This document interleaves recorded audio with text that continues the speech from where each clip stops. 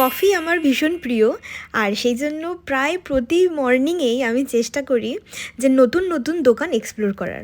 আজকের উইকেন্ডটা কিন্তু ভীষণ স্পেশাল, কারণ আজকে যে কফিটা খেয়েছি বা ক্যাপুচিনোটা খেয়েছি সেটা এই দোকান থেকে, যেটার নাম হলো গিল। এটা নতুন খুলেছে, ইদানিং খুলেছে, কারণ দেখছিলাম কিছুদিন আগে পর্যন্ত কনস্ট্রাকশন হচ্ছিল, বন্ধ ছিল।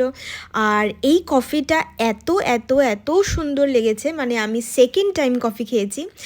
কফি মানেই আমার কাছে ক্যাপুচিনো খাওয়া। তারপর আমি চলে গিয়েছি, এখানে মেলা বসেছে, যেহেতু ক্রিসমাস আসছে সেহেতু একদম বার্সেলোনার বিচের ধারে ভীষণ সুন্দর মেলা বসেছে। হাঁটতে হাঁটতে চলে গিয়েছি।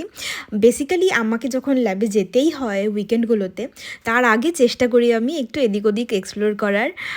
সো এখানে দেখতে পাচ্ছ তোমরা যে আমাদের যেমন পৌষ মাসে বা শীতকালীন যে নানান জায়গায় মেলা বসে, যেমন শ্যামনগরে বসে, সোদপুরে একটা মাঠে বিশাল বড় মেলা বসে, সেখানেও কয়েকবার গিয়েছি। সো এই মেলাটাও কিন্তু সেরকমই, যদিও এখানে কিন্তু ভীষণ মানে বেশি পরিমাণে সেরকম লোকজন হয় না, কারণ ইউরোপে এমনিই লোকজন কম।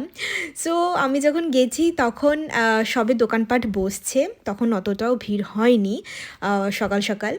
আর কিন্তু প্রচুর অনেক কিছুর দোকান বসেছে, মানে খাবার দোকান থেকে শুরু করে অর্নামেন্টসের দোকান, মানে কি নেই। সো আমি এখান থেকে বিশেষ কিছু খাইনি, কারণ আমার অলরেডি ব্রেকফাস্ট করা হয়ে গিয়েছিল। কিন্তু এখানে ভীষণ নতুন নতুন ধরনের খাবার ট্রাই করা যায়।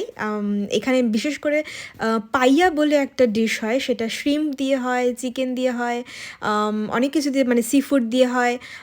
সো অনেক কিছু ধরে এরকম, মানে পাইয়া বলে একটা ডিশ কিন্তু বার্সেলোনাতে ভীষণ ফেমাস। সো যারা বার্সেলোনাতে আসছো তারা কিন্তু এটা একটা মাস্ট ট্রাই। আর সেটার জন্য সবথেকে বিখ্যাত যেটা রেস্টুরেন্ট রয়েছে সেটা আমার বাড়ির কাছে, সেটা হচ্ছে কোলম নামে। সবসময় দাদা বৌদির মতন ভিড় হয়ে থাকে।